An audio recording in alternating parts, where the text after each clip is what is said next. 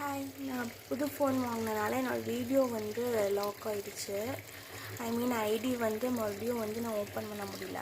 So new YouTube channel வந்து open பண்ணியிருக்கிறேன். இதுதான் நம்ம சேனல்.